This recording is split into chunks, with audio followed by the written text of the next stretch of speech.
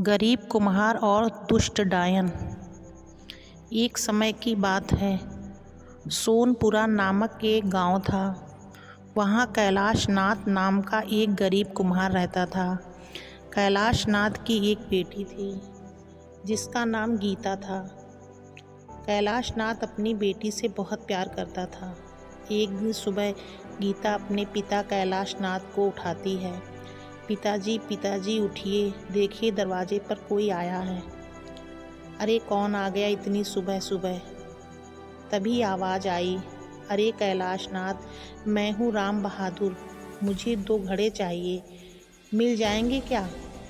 अरे हाँ हाँ, क्यों नहीं मिलेंगे, रुको अभी लाता हूँ। और कैलाश नाथ ने घड़े लाकर दे दिए। यह लो तुम्हारे घड़े, शुक्रिया। यह लो भैया घड़े के पैसे। हाँ, आज तो नींद से उठते ही एकदम बोहनी हो गई। लगता है आज का दिन अच्छा गुजरने वाला है। बेटी गीता, मैं मिट्टी लाने जा रहा हूँ। ठीक है, जल्दी लौट आऊँगा, गीता ने कहा।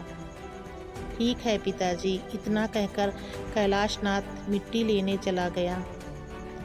जंगल पहुंचकर कैलाश नाथ अच्छी मिट्टी की तलाश करने लगता है। बर्तन बनाने के लिए अच्छी मिट्टी तो कहीं नज़र ही नहीं आ रही।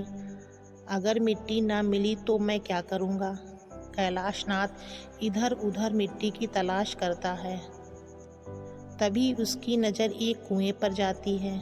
अरे, इस जंगल में यह कुआं कैसा आ गया? मैंने तो कभी इस कुएं को नहीं देखा। अरे वाह, कुएं के पास तो बर्तन बनाने के लिए बहुत ही अच्छी मिट्टी है। वाह वाह। और फिर कैलाश नाथ जल्दी जल्दी मिट्टी इकट्ठी करने लग जाता है। तभी मिट्टी में से एक चमकती हुई चीज़ दिखाई देती है। यह मिट्टी में क्या चमक रहा है? ओ, अरे यह तो एक हीरा है, पर मिट्टी में हीरा? कैलाश नाथ, ज़्यादा मत सोच, ईश्वर की कृपा से तुझे तेरी गरीबी मिटाने का अच्छा मौका मिला है, इसे हाथ से मत जाने दे। यह सोचकर कैलाश नाथ वो हीरा अपने पास रख लेता है और घर की तरफ निकल जाता है। घर पहुंचकर कैलाश नाथ गीता को आवाज़ देता है, बेटी गीता, अरे जल्दी से बाहर आओ। अरे देखो तो मैं क्या लेकर आया हूँ। देखो मैं आ गया, गीता ने कहा। जी पिताजी, आती हूँ। गीता बाहर आती है तो कैलाश नाथ खुशी खुशी गीता को हीरा मिलने की खबर सुनाता है। पिताजी, लेकिन हम यह हीरा कैसे रख सकते हैं? क्या पता यह हीरा किसकी अमानत हो। मेरे ख्याल से तो हमें इस हीरे के मालिक को ढूंढना चाहिए। नहीं नहीं नहीं, अगर किसी की अमानत होता तो मुझे इस तरह से थोड़ी मिलता। यह मुझे मिला है तो मेरा ही हुआ। चल अब मैं दुकान पर जाता हूँ मिट्टी के बर्तन बनाने, तू यह हीरा संभाल के रख देना। इतना कहकर कैलाश नाथ अपनी दुकान पर चला जाता है। आज तो मेरी किस्मत चमक गई, अब मेरी सारी गरीबी ख़त्म हो जाएगी और मैं अपनी बेटी गीता का विवाह अच्छे से कर पाऊँगा। तभी उसकी दुकान पर एक ग्राहक आता है। अरे कैलाश नाथ, मुझे मिट्टी के दिए चाहिए, क्या तुम्हारे पास मिट्टी के दिए होंगे? हाँ हाँ है ना, कितने दिए चाहिए आपको? 12 दिए दे दो। अच्छा कैलाश नाथ, वैसे सही बताऊं तो गांव में और भी कुम्हार हैं, पर तुम्हारे हाथ के बर्तन आहा एकदम कड़क मजबूत होते हैं। आखिरकार यह तुम कौन सी मिट्टी का इस्तेमाल करते हो? अरे भाई, मैं तो साधारण मिट्टी ही इस्तेमाल करता हूँ, बस बर्तनों की मजबूती पर ध्यान देता हूँ। अरे भाई, बनाने का भी तो फ़र्क होता है ना, इसलिए तो मेरे मिट्टी के बर्तन बहुत मजबूत होते हैं, नहीं तो फिर मेरी कारीगरी किस काम की जब बर्तन मजबूत ना हो। ग्राहक बोला, अच्छा अच्छा, यह बात भी तो सही है, कारीगर तो हो। चलो अब मैं चलता हूँ। बर्तन बेचते बेचते शाम हो जाती है। कैलाश नाथ अब अपने घर के लिए निकल पड़ता है। तभी रास्ते में तेज़ बारिश होने लगती है। अरे ये अचानक से बारिश कैसे होने लगी? ओहो, मुझे कहीं रुक जाना चाहिए वरना मैं भीग जाऊंगा। कैलाश नाथ अब उसी जंगल में एक पेड़ के नीचे खड़ा हो जाता है। अरे बिना मौसम की बारिश, मुझे तो अब ठंड लग रही है। न जाने ये बारिश कब रुकेगी और मैं कब घर जा पाऊंगा। कैलाशनाथ अभी खुद से बातें कर ही रहा था कि तभी पेड़ से एक सांप बाहर निकलता है। कैलाशनाथ सांप को देखकर घबरा जाता है। अरे सांप, अरे ये तो मेरी तरफ और ही आ रहा है, अब मैं क्या करूं? अरे कहाँ भागूं? भागो भागो, सांप के कैलाशनाथ के पीछे पड़ जाता है। सांप से बचते हुए कैलाशनाथ काफी दूर तक भागता है। भागते भागते कैलाशनाथ एक भालू की गुफा में पहुंचता है।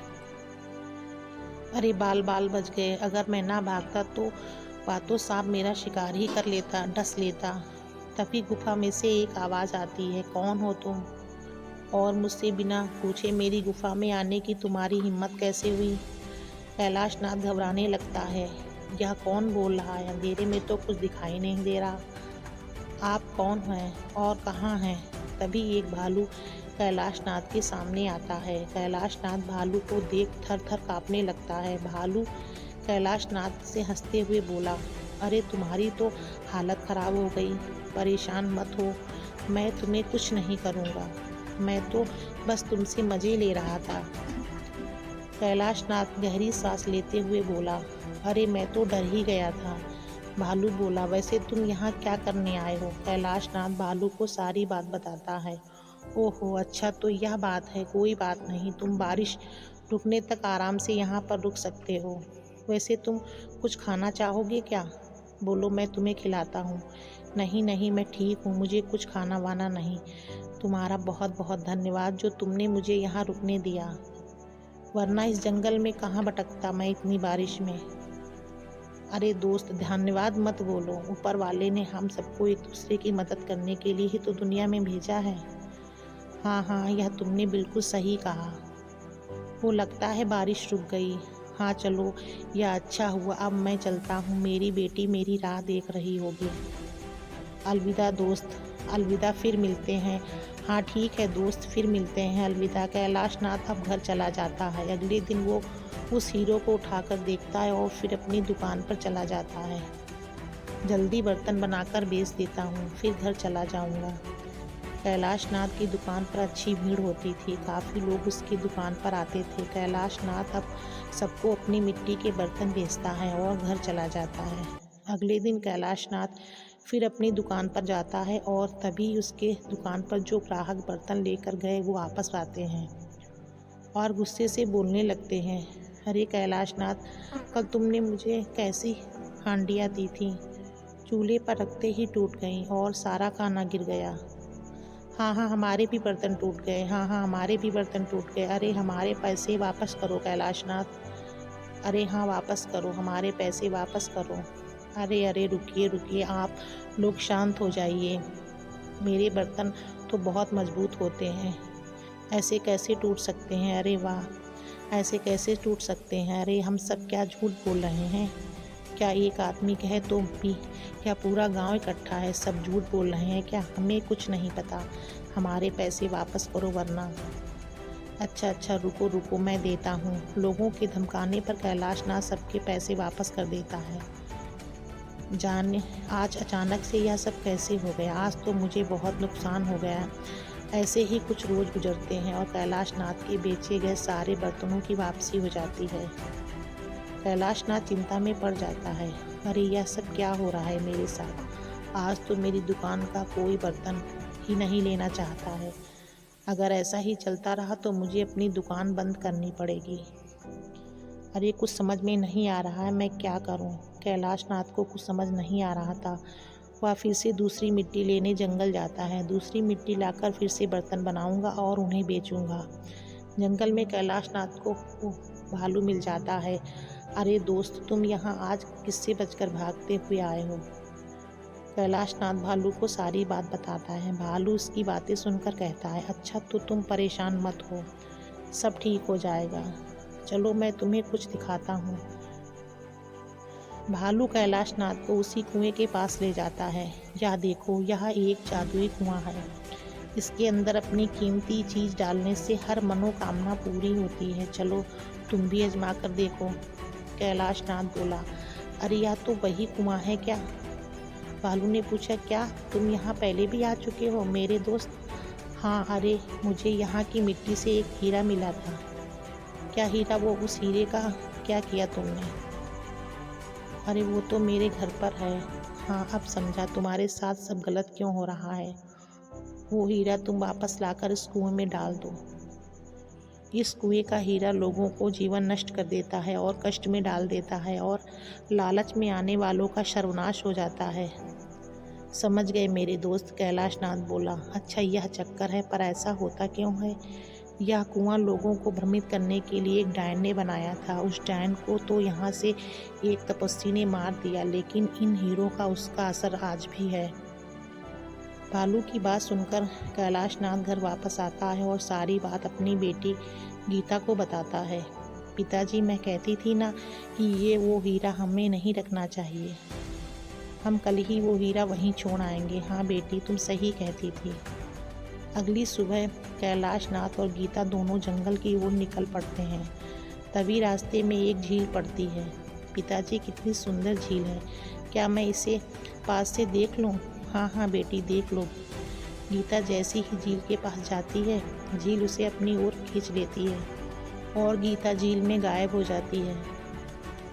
कैलाश नाथ भी ये सब देखकर घबरा जाता है। गीता बेटी, अरे बेटी कहाँ चली गई? हे भगवान, यह सब क्या हो रहा है? अब मैं क्या करूं? अरे गीता को कहाँ तलाश करूं? मेरी गीता बिटिया, इतना कहकर कैलाश नाथ रोने लगता है। तभी उसके पास एक चिड़िया आती है और उससे पूछने लगती है, क्या हुआ? तुम कौन हो और यहाँ बैठकर क्यों रो रहे हो? क्या तुम्हारा कुछ खो गया है? अरे मेरी बेटी को इस झील ने अपने अंदर निगल लिया। अब मैं उसे कहाँ ढूंढूं? मेरे किए की सज़ा मेरी बेटी को मिल रही है। मैंने अपनी लालच से अपनी बेटी को खो दिया। चिड़िया बोली, क्या ऐसा क्या हो सकता है? चलो झील के अंदर चलकर देखते हैं। कैलाश नाथ चिड़िया की बात मानकर झील के अंदर जाता है। अरे वाह, झील के अंदर भी एक दुनिया हो सकती है, मैंने तो कभी सोचा ही नहीं था। अरे लेकिन मेरी बेटी कहाँ होगी? बेटी गीता, गीता कहाँ हो तुम? मेरी आवाज़ सुन सकती हो क्या? तभी चिड़िया को एक लड़की की मूर्ति नजर आई। कैलाश नाथ, इधर आओ, देखो, यह एक लड़की की मूर्त है। कहीं यह तुम्हारी बेटी तो नहीं? हाँ, यह तो मेरी बेटी गीता है। अरे अरे, मेरी बेटी मूर्त कैसे बन गई? हे भगवान, यह सब क्या देखना पड़ रहा है? हे भगवान, कैलाश नाथ तुम चिंता मत करो, हम मिलकर तुम्हारी बेटी को ठीक करने का कोई ना कोई उपाय जरूर निकाल देंगे। अभी कैलाश नाथ और चिड़िया आपस में बातें कर ही रहे थे कि तभी हीरे से आवाज़ आती है, मेरे मुंह में जो आया उसने अपना सब कुछ है गवाया। अरे हीरा, यह हीरा कैसे बोल रहा है? लगता है यह जादुई हीरा है। चिड़िया, जल्दी से इस कुएं में डाल देते हैं। चलो। अब कैलाश नाथ और चिड़िया झील में वापस आते हैं और जंगल में जाकर उस हीरो को कुएं में डाल देते हैं। चिड़िया बोली, कैलाश नाथ, हीरा डालते ही कुएं में इतनी तेज रोशनी कैसे हो गई? अब क्या होने वाला है? कैलाश नाथ घबराते हुए बोला, मुझे नहीं पता। तभी कुएं के अंदर से किसी की हंसने की आवाज़ आई। चिड़िया बोली, ये कौन हंस रहा है? कुएं से आवाज़ आती ही, मैं हूँ, होशियार और चालाक डायन। तुमने मेरे जाल में फंसकर मुझे फिर से जीवित कर दिया। कितने बरसों से मैं गहरी नींद में थी, आज जाकर मैं फिर से जागी हूँ। ये कहते हुए कुएं से एक डायन बाहर आई। कैलाश नाथ कांपते हुए पूछा, मेरी बेटी कहाँ है? डायन बोली, अब वो एक गहरी नींद में सो रही है, अब वह कभी नहीं उठेगी। कैलाश नाथ बोला, क्या ऐसा नहीं हो सकता? ऐसा नहीं हो सकता, देखो मेरी बेटी को ठीक करो वरना। डायन बोली, वरना क्या? तुम मुझसे मुकाबला करोगे? क्या तुमने अपनी बेटी का अंजाम नहीं देखा? डायन यह कहकर वहाँ से चली जाती है। कैलाश नाथ दुखी हो जाता है, अब मैं क्या करूं? चिड़िया बोली, चलो कैलाश नाथ, यहाँ से चलते हैं, यह जगह ठीक नहीं है। कैलाश नाथ और चिड़िया अब जंगल में दूसरी ओर जाते हैं, जहाँ पर उन्हें वही भालू की गुफा दिखाई देती है। अरे वाह, यह गुफा तो भालू की है, मुझे भालू से मदद मांगनी चाहिए। चलो कैलाश नाथ, यह सोचकर कि अंदर जाता है।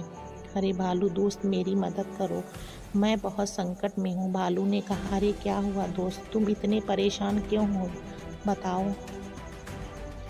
कैलाशनाथ भालू को सारी बात बताता है। भालू उसकी बातें सुनकर बोला, क्या? ओहो, वो डायन फिर से जीवित हो गई। ओह, या तो अच्छा नहीं हुआ। तुम परेशान मत हो, मेरे साथ चलो, मैं तुम्हें साधु बाबा के पास ले चलता हूँ। उन्हें जरूर पता होगा उस डायन की कमजोरी। हाँ, जल्दी चलो। भालू अब कैलाशनाथ और चिड़िया को लेकर साधु बाबा के पास जाता है। क्या हुआ? क्या परेशानी है? तुम बताओ। कैलाशनाथ बाबा को सारी बात बताता है। चिंता मत करो, उस डायन को मारने के बाद तुम्हारी बेटी पुनः जीवित हो सकती है। लेकिन उस डायन को कैसे मारा जा सकता है बाबा जी? उस डायन को पवित्र मिट्टी से बने खंजर से मारा जा सकता है। क्या पवित्र मिट्टी यहाँ कहाँ मिलेगी? पवित्र मिट्टी तुम्हें कैलाश पर्वत पर मिलेगी। वहाँ मिट्टी से लाकर तुम्हें उसमें गंगा जल मिलाकर खंजर बनाना होगा। उस खंजर को डायन के सीने में उतार देना, वह मर जाएगी। ओह, ठीक है बाबा जी। कैलाशनाथ अब कैलाश पर्वत से मिट्टी लेकर आता है। उस पवित्र मिट्टी से खंजर तैयार करता है। हाँ, बन गया खंजर, लेकिन वो डायन मुझे मिलेगी कहाँ? चिड़िया बोली। कैलाशनाथ, उसी झील के अंदर चलकर देखते हैं, शायद वो वहीं हो। हाँ, चलो वहीं चलकर देखते हैं। चलो, अब तीनों झील के अंदर जाते हैं। वो देखो, डायन की चोटी दिखाई दे रही है। लगता है डायन वहीं पर है। हाँ, मैं आगे जाकर देखता हूँ। ओह, यहाँ तो वही डायन है। अब डायन को पैरों की आहट सुनाई देती है। कौन है वहाँ? अच्छा, तो तुम लोग हो। आओ। उस दिन तो मैंने तुम्हें जाने दिया, पर आज ऐसी गलती नहीं करूँगी। तुम्हें क्या लगता है तुम बहुत ताकतवर हो? भूल है तुम्हारी। कैलाशनाथ जोर से बोला। बुराई कितनी भी बड़ी क्यों ना हो, अच्छाई के आगे एक ना एक दिन हार ही जाती है, समझी? डायन जोर जोर से हंसने लगती है। एक आम इंसान इतनी बड़ी बड़ी बात कर रहा है। आज तुम्हारा खात्मा तो तय है। कैलाशनाथ आंखें बंद करता है। हे भगवान, मेरी मदद कर। इतना कहकर कैलाशनाथ मिट्टी से बने खंजर को डायन के सीने में उतार देता है। खंजर लगने से डायन जलकर भस्म हो जाती है और गीता फिर से जीवित हो जाती है। बेटी गीता, मेरी बच्ची, तुम ठीक हो गई। मुझे तुम्हारी बात माननी चाहिए थी। बेटी, मुझे माफ़ कर दो। पिताजी, आप माफ़ी मत मांगिए। गलती तो सबसे होती है, पर गलती का एहसास होना बड़ी बात है। कैलाशनाथ चिड़िया और भालू का भी धन्यवाद करता है और अपनी बेटी गीता के साथ घर वापस आ जाता है। अब कैलाशनाथ पहले की तरह अपने हाथों से मिट्टी के बर्तन बनाकर अपना गुजारा करता है और एक सुखी जीवन व्यतीत करने लगता है। अगर आपको हमारी वीडियो अच्छी लगी तो वीडियो को लाइक करें, शेयर करें। चैनल पर नए हो तो प्लीज़ चैनल को सब्सक्राइब ज़रूर करें।